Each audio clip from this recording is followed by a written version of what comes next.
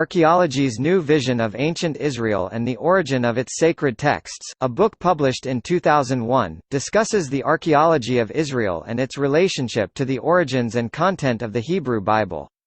The authors are Israel Finkelstein, professor of archaeology at Tel Aviv University, and Neil Asher Silberman, an archaeologist, historian and contributing editor to Archeology magazine.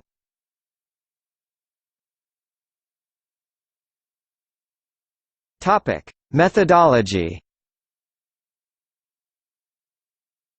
The methodology applied by the authors is historical criticism with an emphasis on archaeology.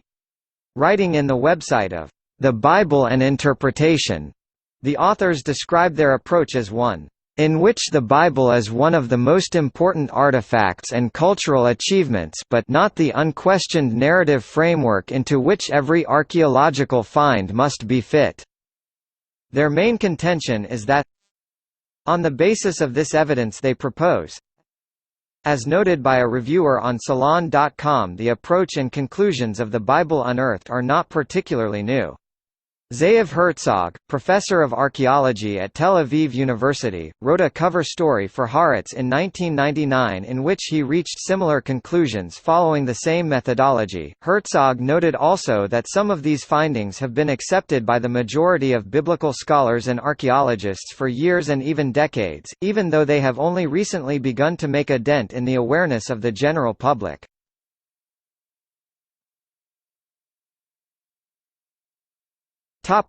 Content. Early biblical archaeology was conducted with the presumption that the Bible must be true, finds only being considered as illustrations for the biblical narrative, and interpreting evidence to fit the Bible. Some archaeologists such as Eilat Mazar continue to take this Bible and Spade approach, or, like the journal Bible and Spade, attempt to treat archaeology as a tool for proving the Bible's accuracy, but since the 1970s most archaeologists, such as prominent Egyptologist Kenneth Kitchen, have begun instead to interpret the evidence only in the light of other archaeology, treating the Bible as an artifact to be examined, rather than as an unquestioned truth. This approach has led to results both in favor and against the historicity of the Old Testament.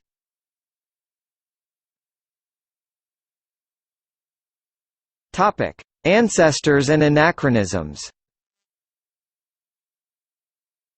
The Bible Unearthed begins by considering what it terms the preamble of the Bible, the Book of Genesis, and its relationship to archaeological evidence for the context in which its narratives are set. Archaeological discoveries about society and culture in the ancient Near East lead the authors to point out a number of anachronisms, suggestive that the narratives were actually set down in the 9th–7th centuries.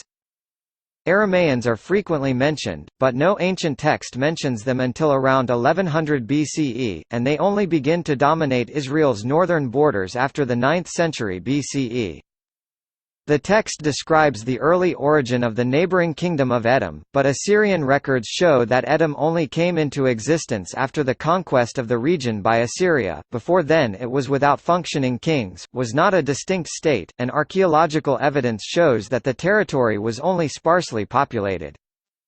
The Joseph story refers to camel-based traders carrying gum, balm, and myrrh, which is unlikely prior to the first millennium, such activity only becoming common in the 8th–7th centuries BCE, when Assyrian hegemony enabled this Arabian trade to flourish into a major industry. Recent excavations in the Timna Valley discovered what may be the earliest bones of domesticated camels found in Israel or even outside the Arabian Peninsula, dating to around 930 BCE. This is seen as evidence that the stories of Abraham, Joseph, Jacob and Esau were written after this time. The land of Goshen has a name that comes from an Arabic group who dominated the Nile Delta only in the 6th and 5th centuries. The Egyptian pharaoh is portrayed as fearing invasion from the east, even though Egypt's territory stretched to the northern parts of Canaan, with its main threat consequently being from the north, until the 7th century book comments that this corresponds with the documentary hypothesis, in which textual scholarship argues for the majority of the first 5 biblical books being written between the 8th and 6th centuries. Although archaeological results, and Assyrian records, suggest that the Kingdom of Israel was the greater of the two, it is the Kingdom of Judah which is afforded greater prominence by Genesis, whose narratives concentrate on Abraham, Jerusalem, Judah the Patriarch, and Hebron, more than on characters and places from the northern kingdom Israel. The Bible Unearthed explains this pre-eminence of Yahweh's text as an attempt to seize the opportunity, afforded by the destruction of Israel in 720 BCE, to portray the Israelites as a single people, with Judah having always had primacy.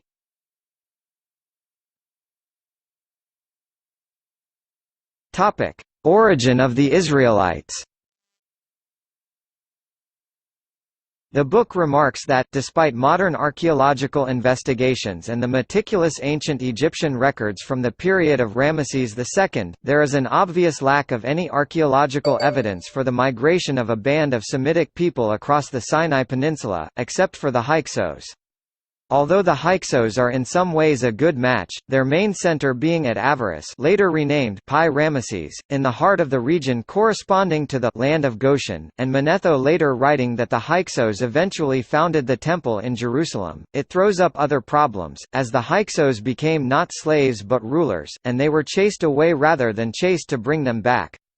Nevertheless, the book posits that the Exodus narrative perhaps evolved from vague memories of the Hyksos expulsion, spun to encourage resistance to the 7th-century domination of Judah by Egypt. Finkelstein and Silberman argue that instead of the Israelites conquering Canaan after the Exodus as suggested by the Book of Joshua, most of them had in fact always been there. The Israelites were simply Canaanites who developed into a distinct culture.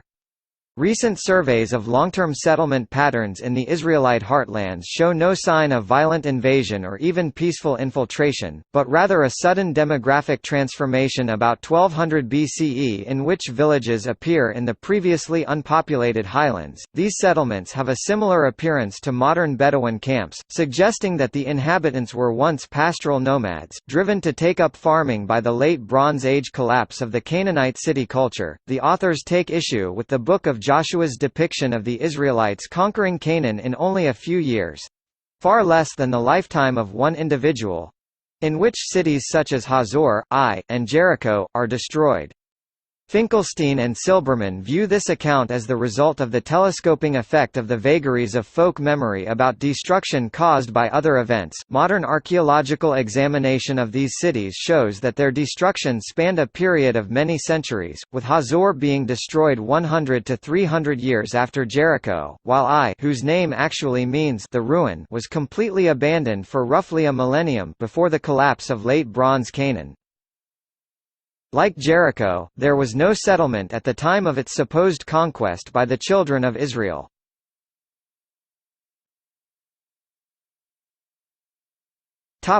David and Solomon or the Omrides. Although the Book of Samuel and initial parts of the books of Kings portray Saul, David and Solomon ruling in succession over a powerful and cosmopolitan United Kingdom of Israel and Judah, Finkelstein and Silberman regard modern archaeological evidence as showing that this may not be true. Archaeology instead shows that in the time of Solomon, the northern kingdom of Israel was quite small, too poor to be able to pay for a vast army, and with too little bureaucracy to be able to administer a kingdom, certainly not an empire. It only emerged later, around the beginning of the 9th century BCE, in the time of Omri. There is little to suggest that Jerusalem, called by the Bible David's capital, was more than a typical hill country village. During the time of David and of Solomon, and Judah remained little more than a sparsely populated rural region until the 8th century BCE. Although the telephone Dan Steele seems to confirm that a «House of David» existed, and clearly validates the biblical description of a figure named David becoming the founder of the dynasty of Judahite kings in Jerusalem, it says nothing else about him. There are remains of once grand cities at Megiddo, Hazor and Gezer, with archaeological evidence showing that they suffered violent destruction. This destruction once was attributed to the 10th century BCE campaigns by Shishak, these cities therefore being ascribed to David and Solomon as proof of the Bible's account of them, but the destruction layers have since been redated to the late 9th century BCE campaign of Hazael, and the cities to the time of the Omride kings. The telephone Dan stele, the Mesha stele, the black obelisk of Shalmaneser, and direct evidence from excavations, together paint a picture of the Omride kings ruling a rich, powerful, and cosmopolitan empire, stretching from Damascus to Moab, and building some of the largest and most beautiful constructions of Iron Age Israel. By contrast, the Bible only remarks that the Omrides married foreign women, presumably to make alliances, and upheld Canaanite religion, both of which it regards as wicked. The Bible Unearthed concludes that the biblical writers deliberately invented the empire, power, and wealth, of Saul, David, and Solomon, by appropriating the deeds and achievements of the Omrides, so that they could then denigrate the Omrides and obscure their accomplishments, since these kings held a religious viewpoint that was anathema to the biblical editors.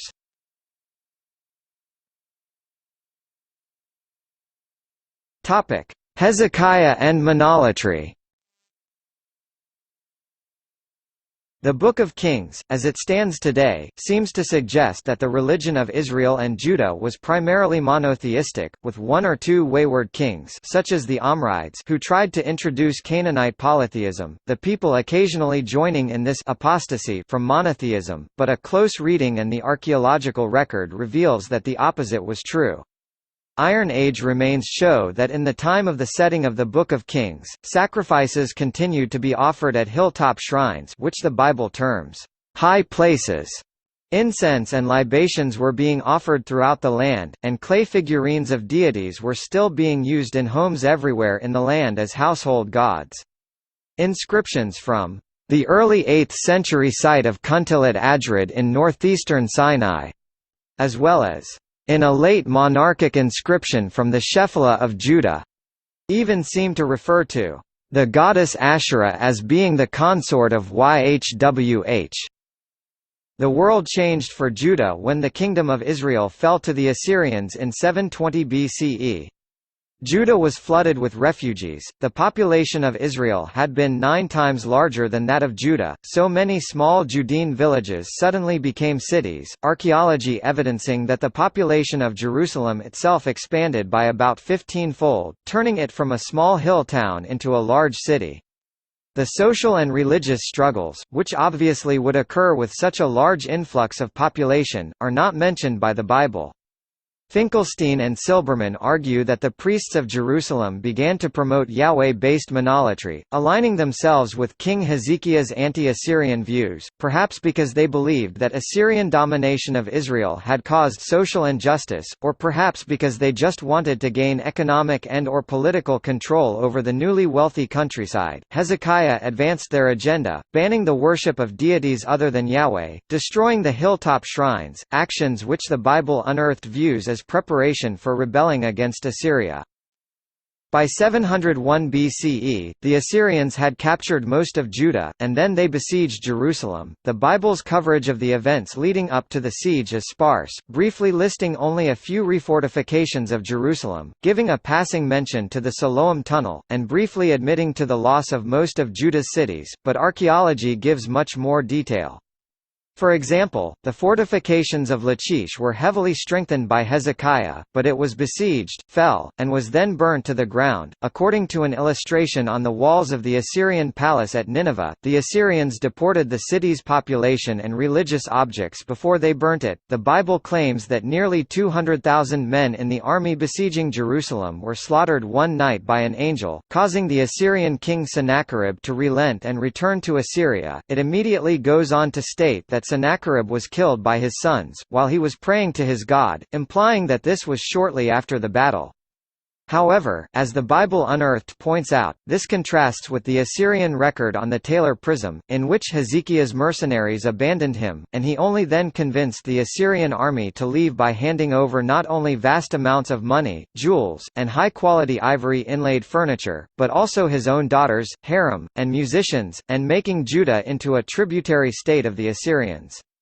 Additionally, although Sennacherib was clearly murdered by persons uncertain, it was in 681 BCE. He had lived for over 19 years beyond the end of the siege, conducting several military campaigns elsewhere, and rebuilding and refurnishing his palace entirely.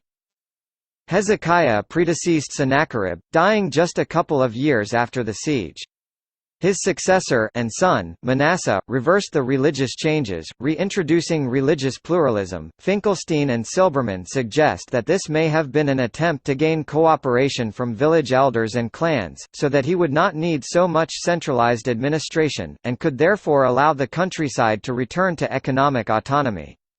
According to the archaeology, there must have been a deliberate expansion of agriculture into the Judean desert, and the rich finds from this period suggest that much profit was gained from Judah's now peaceful position in the middle of many of the caravan routes between Assyria's allies. The state certainly increased its administration of trade to levels that far exceed those before. Hezekiah's actions had given away the gold and silver from the Jerusalem temple, impoverished his state, lost him his own daughters and concubines, and reduced his territory to a small region around Jerusalem, most of the people elsewhere in Judah being deported. Manasseh had brought peace and prosperity back to the country, but because the Book of Kings bases its decisions on theological prejudice, it condemns him as the most sinful monarch ever to rule Judah and hails instead Hezekiah as the great king.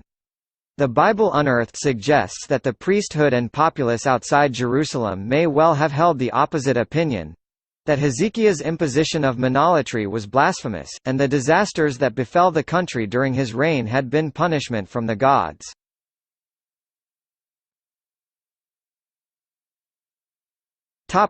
Josiah and the birth of the Bible. As recorded in the Book of Kings, Manasseh's grandson, Josiah, enacted a large religious reform soon after he became king. He ordered renovations to the Jerusalem temple, during which the high priest found a scroll of the law, which insisted on monotheism with sacrifice centralized at a single temple—that in Jerusalem. Finkelstein and Silberman note that most scholars regard the core of Deuteronomy as being the scroll of the law in question, and regard it as having been written not long before it was found, rather than being an ancient missing scroll as characterized in the Bible. Deuteronomy is strikingly similar to early 7th century Assyrian vassal treaties, in which are set out the rights and obligations of a vassal state, in this case Judah, to their sovereign, in this case, Yahweh. Josiah imposed this scroll as the new religious orthodoxy, and, like Hezekiah before him, destroyed the old cult centers. Josiah even went so far as to slaughter the priests of these shrines, burn their bodies, and bury their bones in the tombs near them, upon the old altars. The sudden collapse of the Assyrian Empire in the last decades of the 7th century BCE offered an opportunity for Josiah to expand Judah's territory into the former Kingdom of Israel, abandoned by the Assyrians. It was now that the author of Deuteronomy, working in Josiah's court, reworked older legends, texts, and histories into a single national history, with the message that it had been the non-Deuteronomic practices of the Israelites that had led to their downfalls, and implied that Joshua, as well as David in some respects, was a foreshadowing of what Josiah could achieve. Archaeology suggests that Josiah was initially successful, extending his territory northwards towards Bethel, a cult center of the Kingdom of Israel. However, he then rode out to meet the Egyptian pharaoh Necho at Megiddo. Necho had been merely passing through, leading an army to join the Assyrian civil war on the side of the Assyrian rather than Babylonian faction, but Josiah was killed. The circumstances of his death are uncertain, though the Book of Chronicles claims that despite Necho's lack of enmity for Josiah, Josiah insisted on attacking him. Finkelstein and Silberman suggest that Necho may have objected to Josiah's expansionist policies, which could have threatened the Egyptian dominance of the region to the west of Judah, the Philistine lands, or of the strategically important Jezreel Valley to its north, or could equally have objected to the effect of the new Deuteronomic social policies on the caravan routes, which ran through southern Judah. With Josiah's death, Egypt became suzerain over Judah. The new king, Egypt's vassal ruler, undid Josiah's changes, restoring the former shrines and returning the country once again to religious pluralism. But when the Babylonian faction eventually won the Assyrian civil war, they set out to forcibly retake the former Assyrian tributaries. Judah, as a loyal Egyptian vassal state, resisted, with disastrous consequences. The Babylonians plundered Jerusalem in 597 BCE and imposed their own vassal king. These events are described in the Bible and confirmed, with variations, in the Babylonian Chronicle. A few years later, the king of Judah rebelled against his Babylonian masters, and the Babylonians returned to destroy all the cities in Judah, burning Jerusalem to the ground in 587 BCE. In 539 BCE, the Achaemenids conquered Babylon, and, in accordance with their Zoroastrian perspective, allowed the people deported by the Babylonians to return. This is described by the Cyrus Cylinder, which also indicates that the Persians repaired the temples in these conquered lands, returning any sacred artifacts to them. According to the archaeological record, no more than 25% of the population had actually been deported. According to the Book of Ezra and its parallel passages in the first book of Esdras, when the deportees began to return, their leader, Zerubbabel, refused to allow the undeported Israelites to assist them in reconstructing the Jerusalem temple, apparently believing that only the former deportees had the right to determine the beliefs and practices which could count as the orthodoxy. Although the undeported majority then tried to stop the reconstruction, Darius, the new Achaemenid king, eventually allowed it to continue. The conflict between the returnees and those who had always been in Judah evidently required resolution. The two groups had to be reintegrated. Finkelstein and Silberman argue that the Deuteronomic law advanced by parts of the deported elite, the ancestors of the returnees, and the laws and legends of the inveterate inhabitants, were melded together into a single Torah so that it could form a central authority able to unite the population. Artaxerxes, Darius' grandson, commissioned Ezra to take charge of Judah, following the divine laws which Ezra was holding in his hand. The Bible Unearthed comments that academics like Richard Elliott Friedman propose that Ezra himself was the final redactor of the Torah, noting that the Bible identifies him as the scribe of the law of the God of heaven.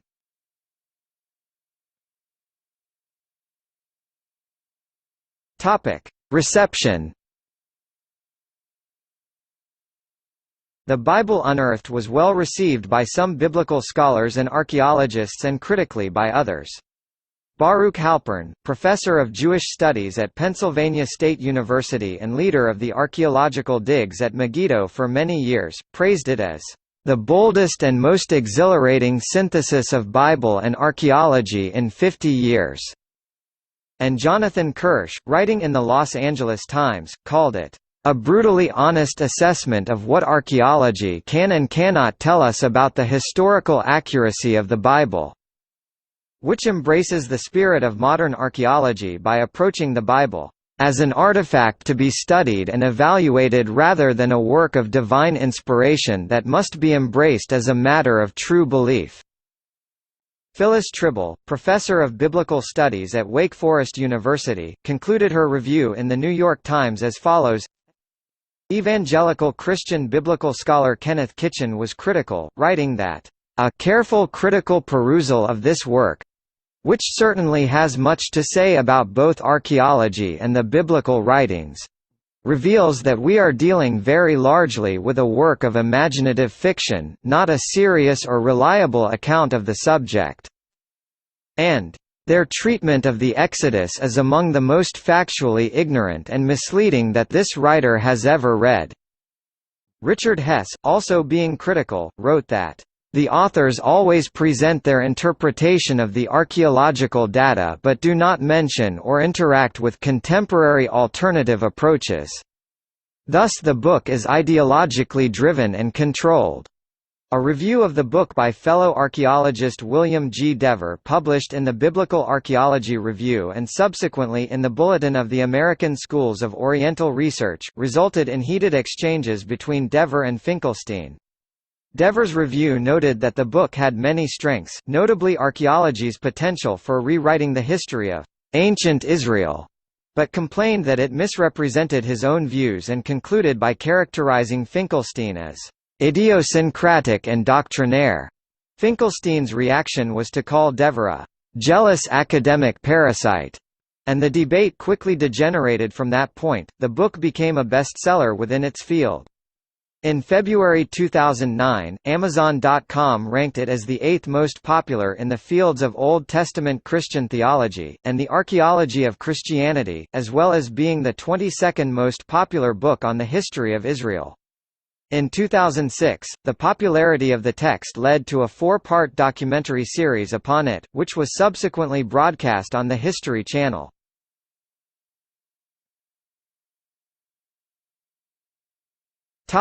See also: Dating the Bible # Torah, Biblical archaeology.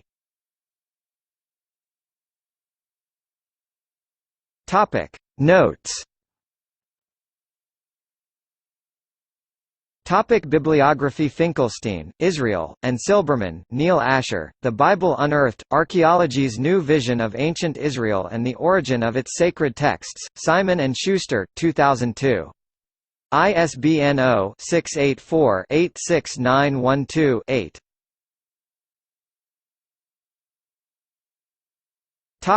External links. Review, Denver Seminary. Review, Institute for Biblical and Scientific Studies. Review, Journal of Religion and Society, Creighton University. Review, Salon.com